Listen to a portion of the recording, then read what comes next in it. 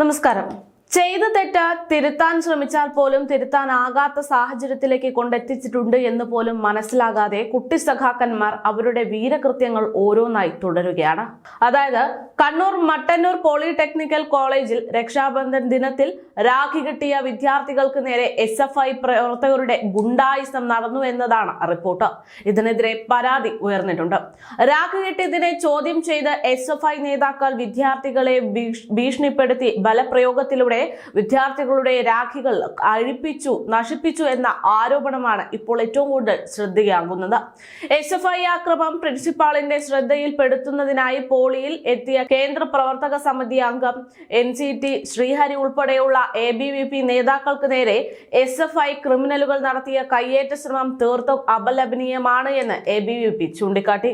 പ്രവർത്തകരെ ആക്രമിച്ച പോളിയിലെ ABVP പ്രവർത്തനം അവസാനിപ്പിക്കാം എന്നത് SFI DYFI ഗുണ്ടകളുടെ വ്യാമോഹം മാത്രമാണെന്നും കോളേജുകളിലെ സമാധാന അന്തരീക്ഷം നഷ്ടപ്പെടുത്താനുള്ള ഇത്തരം അക്രമ സംഭവങ്ങളെ പൊതുസമൂഹം ഒറ്റപ്പെടുത്തി കളയണമെന്നും എല്ലാവിധ ജനാധിപത്യ മര്യാദകളും ലംഘിച്ചുകൊണ്ട് വിദ്യാർത്ഥികൾ ക്യാമ്പസുകളിൽ വ്യക്തി സ്വാതന്ത്ര്യം പോലും നിഷേധിക്കുന്ന രീതിയാണ് SFI പ്രവർത്തകരുടെ ഭാഗത്ത് നിന്നുണ്ടാകുന്നതെന്നതാണ് ആരോപണം. ഇതിനെതിരെ ജില്ലയിലെ ക്യാമ്പുകളിൽ ABVP ശക്തമായി പ്രതിഷേധിക്കുമെന്ന് കണ്ണൂർ ജില്ലാ സെക്രട്ടറി അശ്വിൻ P സതീഷ് വ്യക്തമാക്കുന്നു.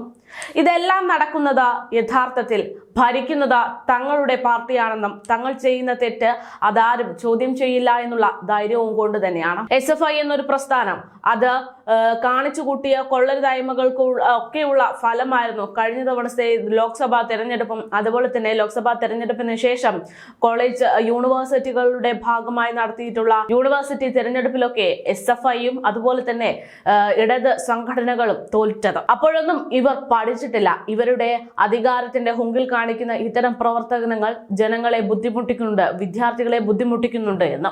SFI പ്രവർത്തകർ ഗുണ്ടകളെ പോലെ പെരുമാറുന്ന ഒരു സാഹചര്യമാണ്. അതുമാത്രമല്ല SFI എന്നൊരു സംഘടന മാത്രം കോളേജ് ക്യാമ്പസുകളിൽ അടക്കി ഭരിച്ചാൽ മതി, അവരാണ് അവിടുത്തെ രാജാവ് എന്നുള്ള രീതിയിലാണ് ഓരോ ദിവസവും SFI പ്രവർത്തനങ്ങൾ കാഴ്ചവെച്ചുകൊണ്ടിരിക്കുന്നത്. അവർക്ക് മറ്റൊരു വിഭാഗത്തെ അംഗീകരിക്കാനോ മറ്റൊരു വിഭാഗത്തിന്റെ വളർച്ചയെ അതിന് വെറുതെ വിടാനോ സാധിക്കുകയില്ല. തങ്ങൾ മാത്രം ഉണ്ടായാൽ മതി എന്നുള്ള രീതിയിൽ മറ്റ് പാർട്ടികളെ അടിച്ചമർത്തുന്ന ഒരു ശൈലിയാണ് SFIയുടെ ഭാഗത്തു നിന്ന് ഉണ്ടാകുന്നത്. കുട്ടി സഖാക്കന്മാരുടെ ഇത്തരം പ്രവർത്തനങ്ങൾ പാർട്ടിയെ വല്ലാതെ അലട്ടുന്നുണ്ട് എന്ന് അറിഞ്ഞിട്ട് പോലും CPM സഖാക്കന്മാരും ഇതിനൊക്കെ മൗനം പാലിച്ചുകൊണ്ട് സമ്മതം നൽകുന്നു എന്നതാണ് മറ്റൊരു വസ്തുത. എന്തായാലും കഴിഞ്ഞ ലോക്സഭാ തെരഞ്ഞെടുപ്പിൽ ഇവിടത്തെ ഇടത് ഭരണ നേതാക്കന്മാരുടെ അഴിമതി കഥകളും അതുപോലെ തന്നെ അധികാരത്തിന്റെ ഹുങ്കും അതിന്റെ ഭാഗമായിട്ട് SFI പ്രവർത്തകർ കാണിച്ചു കൂട്ടിയ അതിക്രമവും ഒക്കെ ലോക്സഭാ തെരഞ്ഞെടുപ്പിൽ വലിയ രീതിയിൽ സ്വാധീനിച്ചിരുന്നു. എന്നിട്ടും ഇവരൊന്നും പഠിച്ചിട്ടില്ല. കുട്ടി സഖാക്കന്മാർ പോലും അധികാരത്തിന്റെ ഹുങ്ക് വീണ്ടും വീണ്ടും കാണിച്ചു കൊണ്ടിരിക്കുകയാണ് എന്നതാണ് യാഥാർത്ഥ്യം.